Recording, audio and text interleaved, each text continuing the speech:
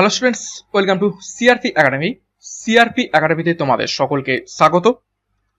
তো আজকে আমরা করব রেল গ্রুপ ডির সায়েন্স ক্লাসের 3 নম্বর কেমিস্ট্রির ক্লাস।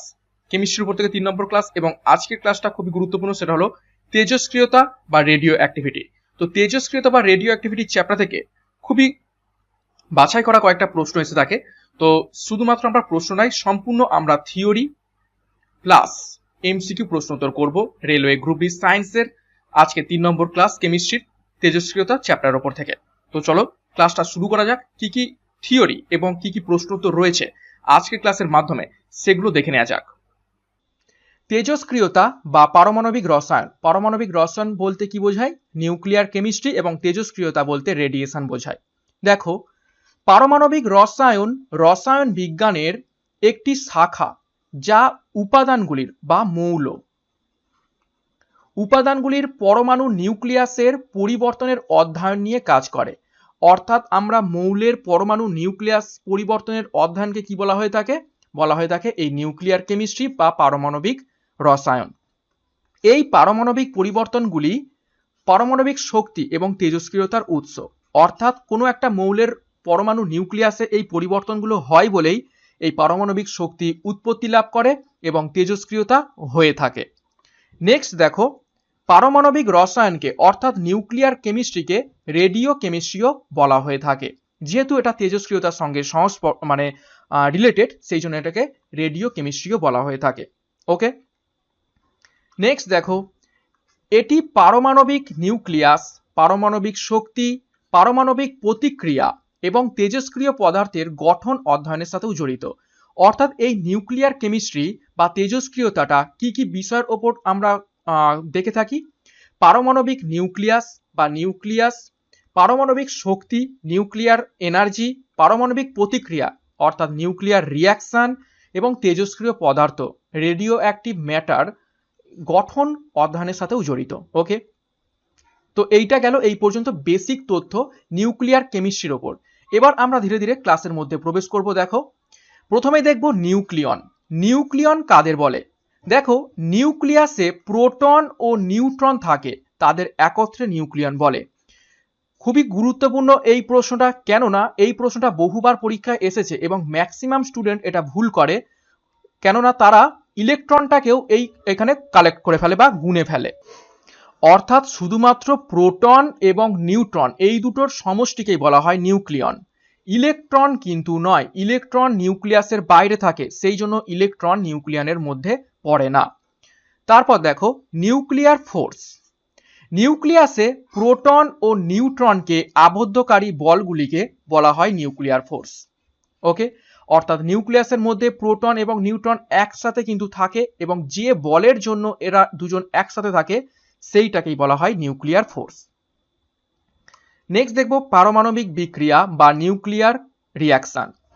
একটি পারমাণবিক বিক্রিয়া হলো এমন একটি বিক্রিয়া যেখানে একটি নিউক্লিয়াস একটি প্রাথমিক কণা অর্থাৎ নিউট্রন, প্রোটন ইত্যাদি দিয়ে বা অন্য একটি নিউক্লিয়াসের সাথে খুব অল্প সময়ের মধ্যে অন্যান্য পণ্য তৈরি করতে বিক্রিয়া করে। অর্থাৎ পারমাণবিক বিক্রিয়া কি? এমন একটা বিক্রিয়া যেখানে একটা মৌলের নিউক্লিয়াস সেটা অন্য কোনো একটা মৌলের নিউক্লিয়াসের সাথে খুব অল্প সময়ের মধ্যে রিয়াকশন করে বা বিক্রিয়া করে নতুন একটা মৌল বা পণ্য তৈরি করে, সেটাকেই বলা হয় পারমাণবিক বিক্রিয়া বা নিউক্লিয়ার রিয়াকশন। ওকে, নেক্সট দেখো, এটা গুরুত্বপূর্ণ তথ্য, এখান থেকে ভিভিআই করে রাখো, এইখান থেকে প্রশ্ন বহুবার এসেছে। রাদারফোর্ড 1919 সালে প্রথম পারমাণবিক প্রতিক্রিয়া বা নিউক্লিয়ার রিয়াকশন আবিষ্কার করেছিলেন। তো নিউক্লিয়ার রিয়াকশন প্রথম কে আবিষ্কার করেছিলেন? প্রশ্ন আসে রাদারফোর্ড। কত সালে? 1919 সালে, যখন তিনি আলফা কণা দিয়ে নাইট্রোজেনের বিক্রিয়া করছিলেন। অর্থাৎ নাইট্রোজেনের নিউক্লিয়াসকে আলফা কণা দিয়ে যখন তিনি আঘাত করছিলেন, তখন তিনি প্রথম এই নিউক্লিয়ার রিয়াকশনটা দেখে থাকেন। ওকে, এবং আবিষ্কার কে করেছেন? রাদারফোর্ড। তারপর দেখব তেজস্ক্রিয়তা বা আমরা যেটাকে রেডিয়েশন হিসাবে জেনে থাকি, খুবই গুরুত্বপূর্ণ। দেখো, তেজস্ক্রিয়তা হলো অস্থির পারমাণবিক নিউক্লিয়াস থেকে পারমাণবিক নিউক্লিয়াসের স্বতঃস্ফূর্ত বিচ্ছিন্ন হওয়ার ঘটনা, যাতে আরো শক্তিশালীভাবে স্থিতিশীল পারমাণবিক নিউক্লিয়াস তৈরি হয়। অর্থাৎ তেজস্ক্রিয় হলো এমন একটা পরিস্থিতি যেখানে একটা মৌলের নিউক্লিয়াস কিন্তু অস্থির হয়ে রয়েছে, অর্থাৎ আনস্টেবল হয়ে রয়েছে, এবং এই আনস্টেবল হওয়ার জন্য সেই নিউক্লিয়াসের মধ্য থেকে স্বতঃস্ফূর্তভাবে অর্থাৎ অটোমেটিক্যালি বিভিন্ন রশ্মি নির্গত হতে থাকে, এবং এই রশ্মি ততক্ষণ পর্যন্ত নির্গত হয়ে যায় যতক্ষণ না সেই মৌলটা কি হচ্ছে, স্থিতিশীল অর্থাৎ স্টেবল হচ্ছে, এবং স্টেবল হয়ে নতুন একটা নিউক্লিয়াসে পরিণত হচ্ছে। তো এই ঘটনাটাকেই বলা হয় রেডিয়েশন বা তেজস্ক্রিয়তা। ওকে, নেক্সট আমরা দেখব এই তেজস্ক্রিয়তাকে আবিষ্কার করেছিলেন 1895 সালে হেনরি বেকারেল, বিজ্ঞানী হেনরি বেকারেল 1895 সালে প্রথম আবিষ্কার করেছিলেন এই তেজস্ক্রিয়তা, কিন্তু এই তেজস্ক্রিয়তা শব্দটি বা নামকরণটি করেছিলেন ম্যাডাম কুরি। আবিষ্কার করেছিলেন হেনরি বেকারেল 1895 সালে যে একটা মৌলের ভিতরে নিউক্লিয়াস থেকে এইরকম রশ্মি ফশ্মি নির্গত হয়, এটা এরকম একটা ঘটনা ঘটে। তো এই ঘটনাটা আবিষ্কার করেছিলেন 1895 সালে হেনরি বেকারেল, এবং এই ঘটনাটার নামকরণ তেজস্ক্রিয়তা বা রেডিয়েশন করেন ম্যাডাম কুরি। তো প্রথম আবিষ্কার করেছিলেন হেনরি বেকারেল, সেই জন্য তেজস্ক্রিয়তার এসআই একক তার নাম অনুসারে হয়ে যায় বেকারেল। এছাড়াও তেজস্ক্রিয়তার অন্যান্য ইউনিটগুলো দেখো, কুরি একক, বেকারেল একক এবং রাদারফোর্ড একক। এই প্রশ্নটা তেজস্ক্রিয়তার এসআই একক হলো কি, এটা কিন্তু বহুবার প্রশ্নটা এসেছে বিভিন্ন পরীক্ষায়, খুবই গুরুত্বপূর্ণ পয়েন্ট, এটা তোমরা কিন্তু স্টার মার্ক করে রাখো। নেক্সট দেখবো কোনটার সাথে কত ইউনিট রিলেটেড। 1 কুরি সমান 7 গুণিতক অর্থাৎ 7 × 10⁻10 তেজস্ক্রিয় ক্ষয় প্রতি সেকেন্ডে, অর্থাৎ 1 কুরি সমান প্রতি সেকেন্ডে 7 × 10⁻10 তেজস্ক্রিয় ক্ষয় হয়ে থাকে একটা মৌলের নিউক্লিয়াস থেকে। 1 বেকারেল সমান দেখো 1 সেকেন্ডে তেজস্ক্রিয় ক্ষয় হয় 703 × 10⁻11 কুড়ি, এটা সিআই মানে হচ্ছে 20। এবং রাদারফোর্ড দেখো 1 রাদারফোর্ড সমান 1.106 রেডিও নিউক্লিয়াইড প্রতি সেকেন্ডে ক্ষয় হয়। তো এইগুলো খুব একটা দরকার নেই আমাদের ওয়েস্ট বেঙ্গল পুলিশ পরীক্ষার জন্য, কিন্তু তবুও জেনে রাখা দরকার। বিভিন্ন সেন্ট্রাল গভর্নমেন্টের যে এক্সামগুলো হয়ে থাকে, বিশেষ করে এসএসসি জিডির জন্য কিন্তু এই তথ্যগুলো খুবই খুবই গুরুত্বপূর্ণ। ওকে, নেক্সট আমরা দেখব তেজস্ক্রিয় বিকিরণের প্রকারভেদ, অর্থাৎ কত ধরনের তেজস্ক্রিয় বিকিরণ হয়ে থাকে, কত ধরনের রেডিয়েশন হয়ে থাকে। দেখো তেজস্ক্রিয় বিকিরণ বা রেডিয়েশন 3 প্রকার হয়ে থাকে। কি কি? দেখো এই বিকিরণগুলি 1902 সালে রাদারফোর্ড দ্বারা দুটি বিপরীত চার্জযুক্ত প্লেটের মধ্য দিয়ে বাছাই করা হয়েছিল, অর্থাৎ এই তেজস্ক্রিয় বিকিরণ যে 3 প্রকার সেটাও আবিষ্কার করেছিলেন বিজ্ঞানী রাদারফোর্ড 1902 সালে। দেখো যে সমস্ত বিকিরণ এই যে বিপরীত চার্জযুক্ত একটা প্লেটের মধ্য দিয়ে তিনি বিক্রিয়াটা করেছিলেন বা পরীক্ষাটা করেছিলেন, সেই পরীক্ষার মাধ্যমে তিনি 3টে বিকিরণ কিন্তু পেয়েছেন। সেই 3টে কি কি? দেখো প্রথম বিকিরণ, যে সমস্ত বিকিরণ ঋণাত্মক প্লেটের দিকে বাঁকিয়ে ধনাত্মক চার্জ বহন করে সেগুলি হলো আলফা রশ্মি, অর্থাৎ যখন এইদিকে হচ্ছে প্লাস প্লেট এবং এদিকে হচ্ছে মাইনাস প্লেট, এবং যখন তিনি কণাগুলো পাঠাচ্ছেন দেখছেন কিছু কণা এই নেগেটিভের দিকে সরে যাচ্ছে। তো এর ফলে তিনি বুঝতে পারলেন যেটা নেগেটিভ দিকে সরে যাচ্ছে সেটা হচ্ছে প্লাস চার্জযুক্ত, তবেই তো প্লাসটা নেগেটিভ দিকে সরবে, এবং তার নামকরণ করলেন কি আলফা রশ্মি। ওকে, তো এটা এক ধরনের বিকিরণ। তারপরে দেখো যে বিকিরণগুলো ধনাত্মক প্লেটের দিকে বেঁকে যাচ্ছে এবং নেতিবাচক চার্জ বহন করে সেগুলি হলো বিটা রশ্মি, অর্থাৎ নেতিবাচক অর্থাৎ নেগেটিভ, অর্থাৎ এইদিকে আমরা প্লাস দেখলাম এদিকে নেগেটিভ। আবার কিছু রশ্মি তিনি এরকমও দেখলেন যেগুলো প্লাসের দিকে বেঁকে যাচ্ছে মাইনাসের দিকে না গিয়ে, তো তার মাধ্যমে এটা বুঝলেন যারা প্লাসের দিকে বেঁকে যাচ্ছে সেইগুলো হলো নেগেটিভ, এবং তার নামকরণ করলেন বিটা রশ্মি।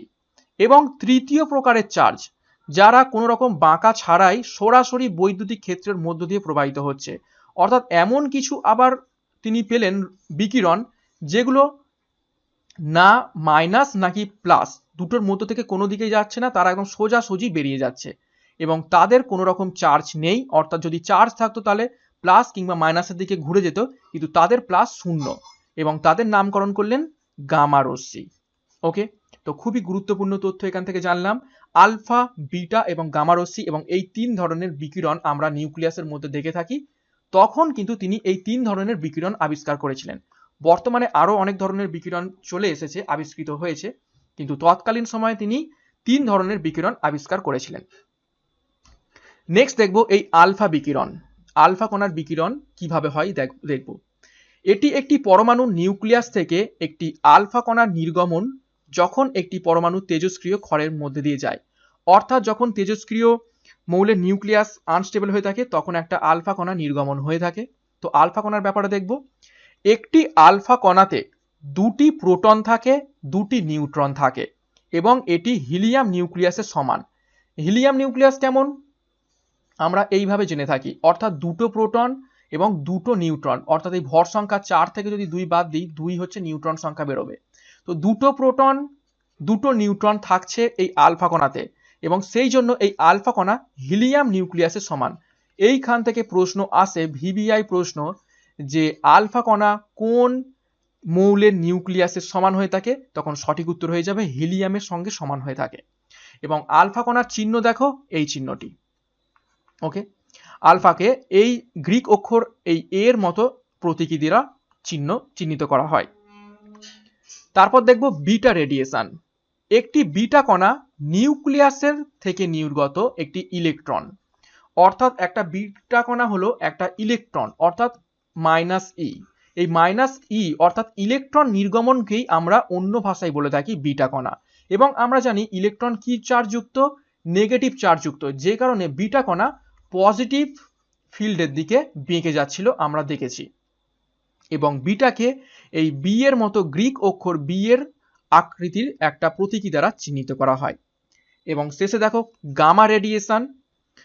গামা বিকিরণ কোনো কণা নিয়ে গঠিত নয়, অর্থাৎ গামার কিন্তু কোনো রকম চার্জ নেই, এর চার্জ হলো 0 বা 0। এটি গ্রিক অক্ষর এই ওয়াই এর মতো প্রতীকী দ্বারা চিহ্নিত করা হয়। তারপর দেখো বিকিরণের সর্বাধিক অনুপ্রবেশ শক্তি, অর্থাৎ এই তিনটে বিকিরণের মধ্যে এই তিনটে কণার মধ্যে কার শক্তি সব থেকে বেশি। সব থেকে শক্তি বেশি গামা রশ্মির, তারপরে আলফা রশ্মির, তারপর বিটা রশ্মির। অর্থাৎ বিটা রশ্মির অনুপ্রবেশ শক্তি অর্থাৎ ভেদন ক্ষমতা সব থেকে কম। Okay, next nuclear fission. Nuclear fission কি, এটা অ্যাকচুয়ালি বাংলাতেই বলা হয়ে থাকে বিয়োজন। বিয়োজন, ওকে, পারমাণবিক বিয়োজন বা নিউক্লিয়ার বিয়োজন। দেখো নিউক্লিয়ার ফিশন কি, এটি এমন একটা প্রতিক্রিয়া বা রিয়াকশনের ধরন যেখানে ভারী পরমাণু নিউক্লিয়াস ছোট ছোট অংশে বিভক্ত হয়ে বা ভেঙে বিপুল পরিমাণ শক্তি নির্গত করে। অর্থাৎ নিউক্লিয়ার বিয়োজন বা নিউক্লিয়ার ফিশন হলো এমন একটা রিয়াকশন যেখানে একটা বড় এবং ভারী নিউক্লিয়াস ভেঙে গিয়ে ছোট ছোট অংশে বিভক্ত হয় এবং প্রচুর পরিমাণে পারমাণবিক শক্তি নির্গত করে। ওকে, এবং যেহেতু ভারী উপাদান বিয়োজন হলো এবং প্রচুর পরিমাণে শক্তি নির্গত হলো, এই জন্য এটা হলো একটা এক্সোথার্মিক বিক্রিয়া এবং এই বিক্রিয়ায় বিপুল পরিমাণ শক্তি নির্গত হয়। দেখো এখানে করে দেওয়া রয়েছে নিউক্লিয়ার ফিশন। একটা বড় নিউক্লিয়াস ইউরেনিয়াম 92, সেটাকে নিউট্রন দিয়ে ধাক্কা মারা হয়েছে। নিউট্রন দিয়ে ধাক্কা মারতে সেটা ভেঙে গেছে, গিয়ে পরিণত হয়ে গেছে দেখো বেরিলিয়াম এবং ক্রিপ্টন, দুটো ছোট ছোট মৌলের নিউক্লিয়াসে পরিণত হয়ে গেছে। ওকে, তো এইটা হলো নিউক্লিয়ার ফিশন এবং তৈরি করেছে প্রচুর পরিমাণে শক্তি। দেখব নেক্সট পেজে, ফিশন হলো পারমাণবিক বিদ্যুৎ কেন্দ্রে ব্যবহৃত তেজস্ক্রিয় প্রক্রিয়া এবং এক ধরনের পারমাণবিক বোম। অর্থাৎ আমরা যে পারমাণবিক বিদ্যুৎ শক্তি পেয়ে থাকি, সেই পারমাণবিক বিদ্যুৎ চুল্লিতে অ্যাকচুয়ালি এই ফিশন রিয়াকশন এটা করা হয়। অর্থাৎ বড় একটা নিউক্লিয়াসকে নিউট্রন দিয়ে আঘাত করে ছোট ছোট মৌলতে ভেঙে দেওয়া হয়, যার ফলে প্রচুর পরিমাণে শক্তি পায় এবং সেই শক্তিকেই আমরা বিদ্যুৎ শক্তি হিসাবে ব্যবহৃত করে থাকি। এবং এই ফিশন রিয়াকশনটা হলো একটা পারমাণবিক বোমা। অর্থাৎ এই প্রতিদিন এই পারমাণবিক চুল্লিতে একটা করে পারমাণবিক বোম ফাটানো হয়, যার ফলে আমরা এই বিদ্যুৎটা পেয়ে থাকি, অফুরন্ত শক্তি। দেখো 1938 সালে পদার্থবিদ অটো রবার্ট ফ্রিস, অটো হ্যান, ফ্রিস্ট স্ট্র্যাটসম্যান এবং লিস মেইটনার, এই চারজন বিজ্ঞানীর দ্বারা পারমাণবিক বিভাজন বা এই নিউক্লিয়ার ফিশন আবিষ্কার করা হয়েছিল। খুবই খুবই গুরুত্বপূর্ণ। এর পরের পেজে দেখব যে এই নিউক্লিয়ার ফিশনের ওপর বেস করে বিশ্বের প্রথম পারমাণবিক বোম তৈরি হচ্ছে। দেখো প্রথম পরমাণু বোমা, ফার্স্ট পরমাণু বোমা, এবং এটা তৈরি করা হয়েছিল এই নিউক্লিয়ার ফিশন রিয়াকশনের ওপর বেস করে, এবং যেটা 6 আগস্ট 1945 সালে প্রথম পরমাণু বোমা নিক্ষেপ করা হয়েছিল জাপানের হিরোশিমা শহরের ওপর। এবং এই বোমায় যে ভারী মৌলটা ইউজ করা হয়েছিল সেটা হলো পোলোনিয়াম, এবং সেই পারমাণবিক বোমার নামকরণ করা হয়েছিল লিটল বয়। ওকে, এবং সেই সময় আমেরিকার প্রেসিডেন্ট ছিলেন হ্যারি এস ট্রুম্যান, এবং এই হ্যারি এস ট্রুম্যানই জাপানের হিরোশিমা শহরের ওপর দ্বিতীয় বিশ্বযুদ্ধের সময় 6 আগস্ট 1945 সালে এই পরমাণু বোমটা ফেলার নির্দেশ দিয়েছিলেন। এবং সেই বোমা ফেলা হয়েছিল আমেরিকান বোমারু বিমানের নাম ছিল এনোলা গে। খুবই গুরুত্বপূর্ণ তথ্য আমরা প্রথম পরমাণু বোমার ব্যাপারে দেখলাম, যেটা নিউক্লিয়ার ফিশনের মাধ্যমে তৈরি করা হয়েছিল। এবারে আমরা দেখব দ্বিতীয় পরমাণু বোমা, সেটা জাস্ট 3 দিন পর। দেখো, দ্বিতীয় পরমাণু বোমা পড়ে নাগাসাকিতে, আরেকটি শহর জাপানের, যেটা পড়ছে 9 আগস্ট 1945 সালে। বোমাটিতে এখানে ইউজ হয়েছিল প্লুটোনিয়াম 239। তো এই বোমাটিতে প্লুটোনিয়াম 239 মৌলটি ব্যবহার হয়েছিল, এবং এই বোমার নাম ছিল ফ্যাটম্যান নামে। এবং এই পরমাণু বোমার ক্ষতি সাধনটা এতটাই ছিল যে এই নাগাসাকি এবং হিরোশিমা দুটো শহরের কিন্তু নাম ও নিশান কিন্তু মিশে গিয়েছিল, একদম দুটো শহর ধ্বংস হয়ে গিয়েছিল, এবং কয়েক লক্ষ মানুষ মরে গিয়েছিল কয়েক সেকেন্ডের মধ্যে। তারপর দেখো, বিশেষ দ্রষ্টব্য, রবার্ট ওপেনহেইমারকে পারমাণবিক বোমার জনক বলা হয়। ভিভিআই প্রশ্ন, রবার্ট ওপেনহেইমারকে পারমাণবিক বোমার জনক বলা হয়। ফাদার অফ অ্যাটমিক বোমা কে হলেন? Robert Oppenheimer.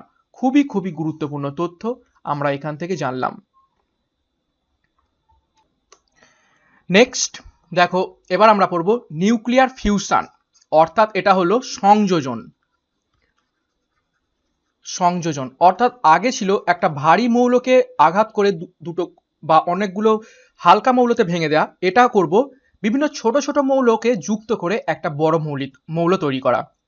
তো সেটাকে বলা হয় নিউক্লিয়ার ফিউশন। দেখো, এটি এমন এক ধরনের বিক্রিয়া যেখানে দুই বা ততোধিক উপাদানের নিউক্লিয়াস একত্রিত হয়ে বা ফিউজ হয়ে একটি ভারী ও স্থিতিশীল নিউক্লিয়াস তৈরি করে। এবং নিউক্লিয়ার ফিউশন প্রচুর পরিমাণে শক্তি উৎপন্ন করে, যা সূর্য এবং নক্ষত্রের শক্তির উৎস।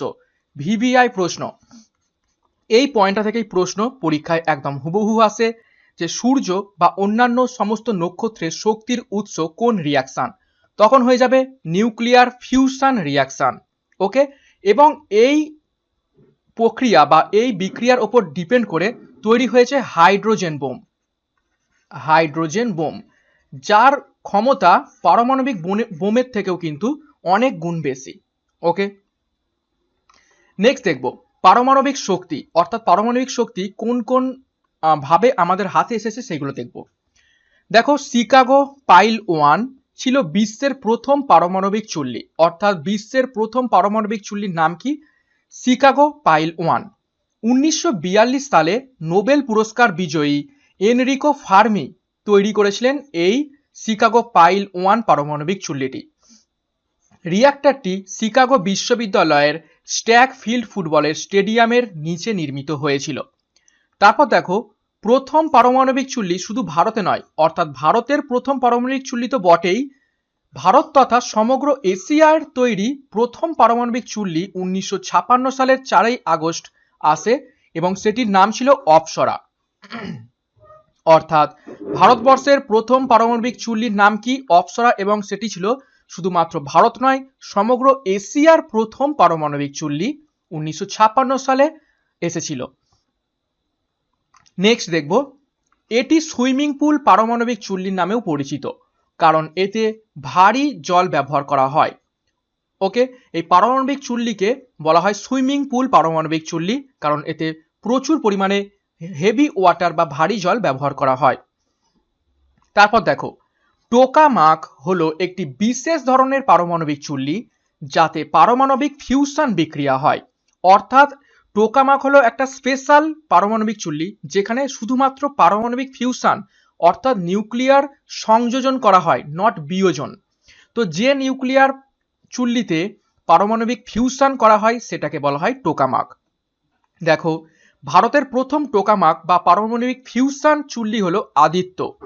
আদিত্য হলো ভারতের প্রথম নির্মিত টোকামাক, যা গুজরাটের গান্ধীনগরে প্রতিষ্ঠিত হয়েছে। এটি 1989 সালে চালু হয়েছিল। ভিভিআই প্রশ্ন এটি, খুবই গুরুত্বপূর্ণ তথ্য।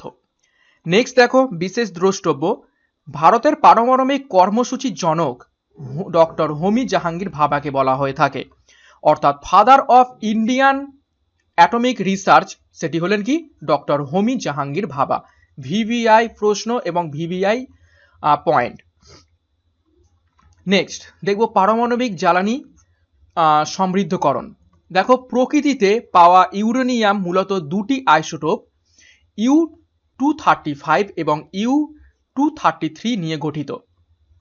অর্থাৎ পারমাণবিক জ্বালানি ম্যাক্সিমাম যে দুটো আইসোটোপ ব্যবহার করা হয় সেটা হলো ইউরেনিয়ামের দুটো আইসোটোপ ম্যাক্সিমাম ক্ষেত্রে পারমাণবিক জ্বালানি হিসেবে ব্যবহৃত হয়, সেটা হলো ইউরেনিয়াম 235 এবং ইউরেনিয়াম 238। দেখো, ইউরেনিয়াম 235 এবং ইউরেনিয়াম 238 উভয়ই একটি পারমাণবিক রডে মিশ্রিত করে একটি জ্বালানি তৈরি করে, যাকে পারমাণবিক জ্বালানির সমৃদ্ধি বলা হয়। VVI point. Next, moderator. পারমাণবিক চুল্লিতে দেখো, পারমাণবিক চুল্লিতে মডারেটর এমন একটি পদার্থ যা নিউট্রনকে ধীর করে দেয়। অর্থাৎ আমরা একটু আগে দেখলাম যে গতিশীল নিউট্রন দ্বারা একটা ভারী মৌলকে আঘাত করা হয়, তার ফলে বিভিন্ন ছোট ছোট মৌল তৈরি হয় এবং আরও কিছু নিউট্রন তৈরি হয়। তো সেই গতিশীল নিউট্রনের গতিশক্তিকে কমানোর জন্য এই মডারেটর পদার্থটি ব্যবহার করতে হয়, না হলে এই রিয়াকশনটা চলতেই থাকবে। তো দেখো, মডারেটর হিসাবে ব্যবহৃত হয় গ্রাফাইট এবং ভারী জল। VVI point. বহুবার প্রশ্নটি পরীক্ষায় এসেছে যে পারমাণবিক চুল্লিতে মডারেটর হিসাবে কোন পদার্থ ব্যবহার করা হয়ে থাকে। তো সঠিক উত্তর হয়ে যাবে গ্রাফাইট এবং ভারী জল। তারপর দেখো, পারমাণবিক চুল্লিতে তরল সোডিয়াম কুল্যান্ট হিসাবে ব্যবহৃত হয়, যা পারমাণবিক চুল্লি থেকে বয়লারে তাপ স্থানান্তর করে। ভিভিআই প্রশ্ন বা ভিভিআই পয়েন্ট। পারমাণবিক চুল্লিতে কুল্যান্ট হিসাবে কোনটাকে ব্যবহার করা হয়? তরল সোডিয়াম। এটাও কিন্তু খুবই গুরুত্বপূর্ণ তথ্য। নেক্সট দেখো, গিগার মুলার কাউন্টার বা জিএম কাউন্টার। ঠিক আছে, গিগার মুলার কাউন্টার হলো একটা যন্ত্র যার মাধ্যমে আমরা তেজস্ক্রিয়তা বা রেডিয়েশন মেপে থাকি। দেখো, একটি গিগার কাউন্টার হলো এমন একটি ডিভাইস যা সমস্ত ধরনের বিকিরণ শনাক্তকরণ এবং পরিমাপের জন্য ব্যবহৃত হয়। আলফা, বিটা এবং গামা বিকিরণ চিহ্নিত করতে এই গিগার মুলার কাউন্টার আমরা ইউজ করে থাকি। এটা হচ্ছে তেজস্ক্রিয়তা পরিমাপ করার যন্ত্র। খুবই গুরুত্বপূর্ণ প্রশ্ন এইখান থেকে করা হয় যে কোন যন্ত্রের মাধ্যমে আমরা তেজস্ক্রিয়তা মেপে থাকি, তখন সঠিক উত্তর হয়ে যাবে জিএম কাউন্টার বা গিগার মুলার কাউন্টার। নেক্সট দেখো, তেজস্ক্রিয়তা এবং পারমাণবিক রসায়নের প্রয়োগ। এই যে আমরা নিউক্লিয়ার কেমিস্ট্রি পড়ছি এবং তেজস্ক্রিয়তা নিয়ে পড়ছি, এর বাস্তবিক প্রয়োগ কোথায় কোথায় রয়েছে সেগুলো দেখব। দেখো, ঔষধ তৈরিতে আমরা এই তেজস্ক্রিয়তা এবং পারমাণবিক কেমিস্ট্রি ব্যবহার করে থাকি। দেখো, বিভিন্ন ধরনের রোগ নির্ণয়ের জন্য আমরা যে এমআরআই স্ক্যান করি, এমআরআই ম্যাগনেটিক রেজোনেন্স ইমেজ যেটাকে বলা হয়, সেই এমআরআই স্ক্যান, সিটি স্ক্যান এবং এক্স রে এগুলো সবই তেজস্ক্রিয় রশ্মির মাধ্যমে করা হয়ে থাকে। নেক্সট দেখো, রেডিওথেরাপি ক্যান্সারের জন্য কোবাল্ট 60 ব্যবহার করা হয়েছে। অর্থাৎ কোবাল্ট 60 হলো একটা তেজস্ক্রিয় আইসোটোপ, সেটাকে রেডিওথেরাপির মাধ্যমে ক্যান্সার চিকিৎসার জন্য ব্যবহার করা হয়। তারপর দেখো, তেজস্ক্রিয় আয়োডিন ক্যান্সারের চিকিৎসায় ব্যবহৃত হয়। এছাড়া আয়োডিনের আইসোটোপও ব্যবহৃত হয় ক্যান্সারের চিকিৎসা। এবং চিকিৎসার যে যন্ত্রপাতিগুলো সেইগুলোকে জীবাণুমুক্ত করতে এই রেডিয়েশন ব্যবহার করা হয়। খুবই গুরুত্বপূর্ণ তথ্য এখান থেকে জানলাম। নেক্সট দেখো, শিল্পক্ষেত্রে কোথায় কোথায় আমরা ব্যবহার করে থাকি এই নিউক্লিয়ার কেমিস্ট্রি। প্রথম দেখো, কার্বন ডেটিং। কার্বন ডেটিং আমরা জানি C14 নামে একটা আইসোটোপ রয়েছে কার্বনের, যেটা হচ্ছে তেজস্ক্রিয় একটা আইসোটোপ, যার মাধ্যমে আমরা বয়স নির্ণয় করতে পারি। কোটি কোটি বছর আগেকার কোনো পদার্থের বয়স আমরা এই কার্বন ডেটিং এর মাধ্যমে করে থাকি। তারপর তেজস্ক্রিয় ট্রেসার শিল্প প্রক্রিয়ায় ব্যবহৃত খুঁজে পাই আমরা এই তেজস্ক্রিয়র ব্যবহার। তারপর যন্ত্র পরিদর্শন করতে তেজস্ক্রিয় রশ্মি ব্যবহার করে থাকি। তারপর দেখো ভোগ্য পণ্য, স্মোক ডিটেক্টর, নন স্টিক উপকরণ বানাতে আমরা নিউক্লিয়ার কেমিস্ট্রির ব্যবহার করে থাকি। নেক্সট খাদ্য, গামা রশ্মির সাথে খাদ্য বিকিরণ নষ্ট হওয়া রোধ করতে এবং সেলফ লাইফ বাড়াতে সাহায্য করে। অর্থাৎ গামা রশ্মির সাথে খাদ্য বিকিরণ নষ্ট হওয়া রোধ করতে এবং সেলফ লাইফ বাড়াতে ব্যবহার করা হয় এটি তেজস্ক্রিয় রশ্মি গামা রশ্মিকে। কীট পতঙ্গ নিয়ন্ত্রণ করতেও তেজস্ক্রিয়তা ব্যবহার করা হয়। পরিবহনে দেখো, পারমাণবিক চালিত সাবমেরিন এবং জাহাজ অলরেডি আমাদের এখন বর্তমানে চলছে। নিউক্লিয়ার সাবমেরিন, নিউক্লিয়ার শিপ, যেগুলো কোনো রকম কয়লা বা ব্যাটারিতে চলবে না, সেগুলো পারমাণবিক চুল্লির মাধ্যমে চলবে, পারমাণবিক শক্তিতে চলবে। তারপর দেখো, বিদ্যুৎ উৎপাদনের জন্য রেডিও আইসোটোপ তাপ জেনারেটর ব্যবহার করা হয়। নেক্সট কৃষি, এগ্রিকালচারে কোথায় তেজস্ক্রিয়তার ব্যবহার দেখতে পাই? দেখো, অনুন্নত পুষ্টি এবং খাদ্য নিরাপত্তা অর্জনের জন্য উদ্ভিদ মিউটেশনের প্রজনন করতে আমরা তেজস্ক্রিয় রশ্মির ব্যবহার করে থাকি। তারপর দেখো, রেডিও লেবেলিং এর মাধ্যমে সার ব্যবহারের ব্যবস্থাপনা করা হয় এবং পোকামাকড়ের সংখ্যা নিয়ন্ত্রণ করা হয় তেজস্ক্রিয় রশ্মির মাধ্যমে। তো এইগুলো ছিল খুবই গুরুত্বপূর্ণ তেজস্ক্রিয় রশ্মি এবং নিউক্লিয়ার কেমিস্ট্রির ব্যবহার, আমরা বাস্তবিক ব্যবহার কোথায় কোথায় করে থাকি। এবার দেখব বিভিন্ন প্রতিযোগিতামূলক পরীক্ষার জন্য তেজস্ক্রিয়তা এবং পারমাণবিক রসায়নের কিছু গুরুত্বপূর্ণ তথ্য। দেখো, যে সকল মৌলের পারমাণবিক সংখ্যা ইউরেনিয়াম 92 এর চেয়ে বেশি তাদেরকে তেজস্ক্রিয় মৌল বলে। অর্থাৎ তেজস্ক্রিয় মৌল শুরু হচ্ছে কোথা থেকে? এই ইউরেনিয়াম 92 থেকে। ইউরেনিয়াম 92 থেকে শুরু করে এর উপরের যত সমস্ত ভারী মৌলগুলো রয়েছে তাদের আমরা তেজস্ক্রিয় মৌল বলে থাকি। তারপর দেখো, ইউরেনিয়াম 92 এর বেশি পারমাণবিক সংখ্যা সহ তেজস্ক্রিয় মৌলগুলি ইউরেনিয়ামের পারমাণবিক সংখ্যা এবং একে ট্রান্স ইউরেনিয়াম বলা হয়। অর্থাৎ কি বলা হচ্ছে এটা ভালো করে বোঝার চেষ্টা করো। ইউরেনিয়াম 92 পর্যন্ত থেকে যেহেতু তেজস্ক্রিয় মৌলগুলো শুরু হচ্ছে, তার মানে ইউরেনিয়ামের উপরের যে মৌলটা রয়েছে তার মধ্যে ইউরেনিয়ামের যা পারমাণবিক সংখ্যা সেটাও রয়েছে, সাথে কিছু এক্সট্রা রয়েছে। তো সেই জন্য ইউরেনিয়ামের পরবর্তী যে মৌলগুলো রয়েছে সেইটাকে ট্রান্স ইউরেনিয়াম বলা হয়। কেননা ইউরেনিয়াম পারমাণবিক সংখ্যাটা ইউরেনিয়ামের মধ্যে রয়েছে, সেই পারমাণবিক সংখ্যাটা তার পরবর্তী তেজস্ক্রিয় মৌলগুলোতেও রয়েছে। ওকে, নেক্সট পয়েন্ট খুবই গুরুত্বপূর্ণ। এই তেজস্ক্রিয় উপাদানগুলির কোনোটি স্থিতিশীল নয়, অর্থাৎ আনস্টেবল, এবং তাদের প্রত্যেকটি তেজস্ক্রিয়ভাবে ক্ষয়প্রাপ্ত হয়ে অন্য উপাদানে পরিণত হয়।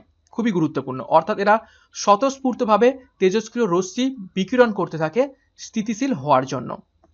দেখো, রেডিওথেরাপি ক্যান্সারের জন্য কোবাল্ট 60 আইসোটোপটা ব্যবহার করা হয়েছে, যেটা একটু আগেই আমরা দেখলাম। থাইরয়েডের ক্যান্সার চিকিৎসায় তেজস্ক্রিয় আয়োডিন ব্যবহার করা হয় এবং এটা সফলভাবে ব্যবহার করা হয়েছে। তো থাইরয়েড ক্যান্সারের জন্য আমরা আয়োডিন ব্যবহার করে থাকি। নেক্সট দেখো, আয়োডিন 131, অর্থাৎ আয়োডিনের কোন আইসোটোপটা ব্যবহার করা হয় থাইরয়েড ক্যান্সারে? সেটা হলো আয়োডিন 131, থাইরয়েড ক্যান্সারের চিকিৎসায় ব্যবহৃত হয়। তারপর দেখো, সোডিয়াম 22 এবং সোডিয়াম 24 হলো সোডিয়ামের দুইটি তেজস্ক্রিয় আইসোটোপ। সোডিয়াম 24 একটি ইলেকট্রোলাইট ট্রেসার হিসাবে ব্যবহৃত হয়, যা একজন ব্যক্তির শরীরে সোডিয়াম গ্রহণ করে।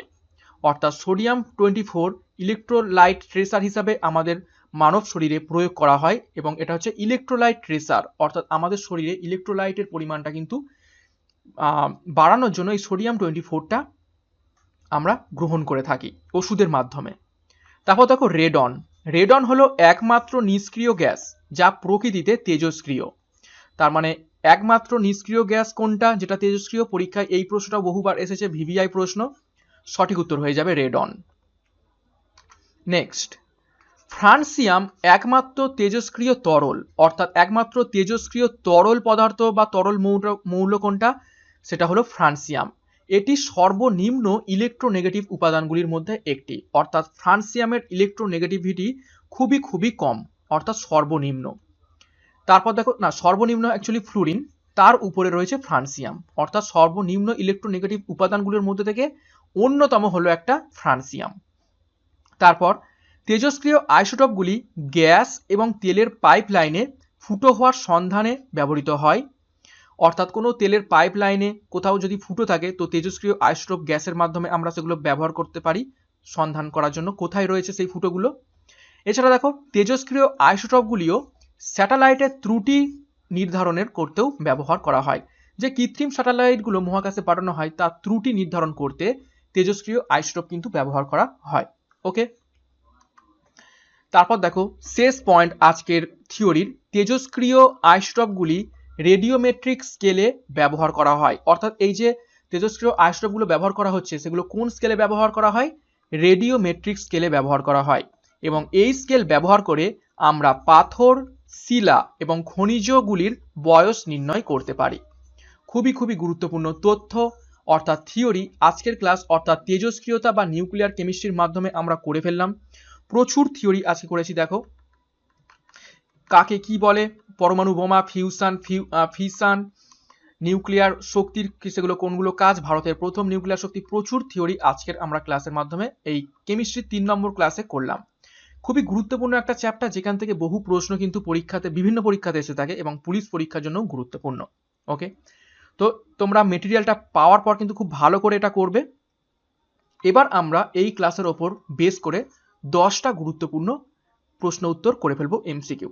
দেখো প্রথম প্রশ্ন, কোন আকরিক নিয়ে মাদাম কুরি প্রথম তেজস্ক্রিয়তা সম্পর্কে গবেষণা করেন? কোন আকরিক নিয়ে মাদাম কুরি প্রথম তেজস্ক্রিয়তা সম্পর্কে গবেষণা শুরু করেন? সঠিক উত্তর হবে option A, pitchblende. Okay, pitchblende হলো এই প্রথম তেজস্ক্রিয় আকরিক। নেক্সট প্রশ্ন নাম্বার 2, নিউক্লিয় বিক্রিয়া ঘটনার যন্ত্রটি হলো নিচের কোনটি?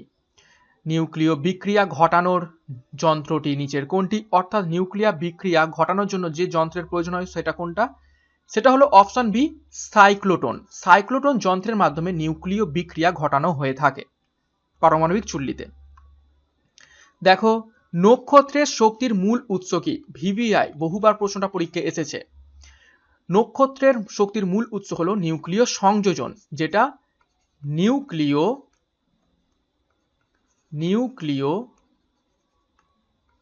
ফিউশন নামে পরিচিত। ফিউশন নামে পরিচিত। ওকে, নেক্সট প্রশ্ন নাম্বার 4, গাইগার কাউন্টার ব্যবহৃত হয় নিচের কোনটা শনাক্ত করতে? আমরা একটু আগে দেখলাম গাইগার কাউন্টার এই যন্ত্রটা বিকিরণ পরিমাপ করতে ব্যবহৃত হয়। দেখো তেজস্ক্রিয় আইসোটোপের গণনা করতে, এবং অপশন 2 দেখো তেজস্ক্রিয় আইসোটোপের পরিমাপ নির্ণয় করতে, এবং অপশন 3 দেখো উদ্ভিদে তেজস্ক্রিয় পদার্থের ব্যবহার নিয়ম জানতে। তো কোন দুটো সঠিক উত্তর হবে? সঠিক উত্তর হবে 1 and 3। অর্থাৎ তেজস্ক্রিয় আইসোটোপের গণনা করতে আমরা গাইগার কাউন্টার মুলার এই যন্ত্রটা ব্যবহার করে থাকি। এছাড়াও উদ্ভিদে তেজস্ক্রিয় পদার্থের ব্যবহার নিয়ম জানতে আমরা গাইগার কাউন্টার ব্যবহার করে থাকি। কিন্তু 2 নম্বর যে পয়েন্টটা রয়েছে আইসোটোপের পরিমাণ নির্ণয় করতে কিন্তু পরিমাপ নির্ণয় কিন্তু আমরা পারি না এই গাইগার কাউন্টারের মাধ্যমে। ওকে, নেক্সট প্রশ্ন নাম্বার 5, জীবদেহে সবচেয়ে বেশি ক্ষতি করে নিচের কোন রশ্মিটি? তো জীবদেহে সব থেকে বেশি ক্ষতি করে অপশন সি, গামা রশ্মি। কেননা এর ভেদন ক্ষমতা সব থেকে বেশি। আমরা দেখেছিলাম গামা রশ্মি, তারপরে আলফা, তারপর বিটা, সেই জন্য গামা রশ্মি সব থেকে বেশি ক্ষতি করে। প্রশ্ন নাম্বার 6, নিউক্লিয় বিভাজন বিক্রিয়ার আবিষ্কারক কে? নিউক্লিয় বিভাজন বিক্রিয়ার আবিষ্কারক কে? বিভাজন অর্থাৎ ফিশন। তো এটার আবিষ্কারক হলেন অটো হান এবং স্ট্র্যাসম্যান। প্রশ্ন নাম্বার 7, লিউকিমিয়া ও মস্তিষ্কের টিউমার রোগের চিকিৎসায় কোন তেজস্ক্রিয় মৌল ব্যবহার করা হয়? লিউকিমিয়া অর্থাৎ ব্লাড ক্যান্সার এবং মস্তিষ্কের টিউমার রোগের চিকিৎসায় ফসফরাস তেজস্ক্রিয় মৌলটি ব্যবহার করা হয়। ফসফরাসের একটি তেজস্ক্রিয় আইসোটোপ ব্যবহার করা হয়। প্রশ্ন নাম্বার 8 দেখো, কোন আইসোটোপটি চিকিৎসা ও কৃষি উভয় ক্ষেত্রে ব্যবহার করা হয়? সেটা হলো ফসফরাস। ফসফরাসের তেজস্ক্রিয় আইসোটোপটি চিকিৎসা এবং কৃষি উভয় ক্ষেত্রেই ব্যবহার করা হয়। প্রশ্ন নাম্বার 9, তেজস্ক্রিয়তার এসআই একক কি? ভিভিআই প্রশ্ন, বহুবার পরীক্ষায় এসেছে। তো এসআই একক হলো অপশন বি, বেকারেল। বিকিউ হিসাবে লেখা হয়ে থাকে। বেকারেল হলো তেজস্ক্রিয়তার এসআই একক। এবং আজকের ক্লাসের শেষ প্রশ্ন দেখো, প্রশ্ন নাম্বার 10।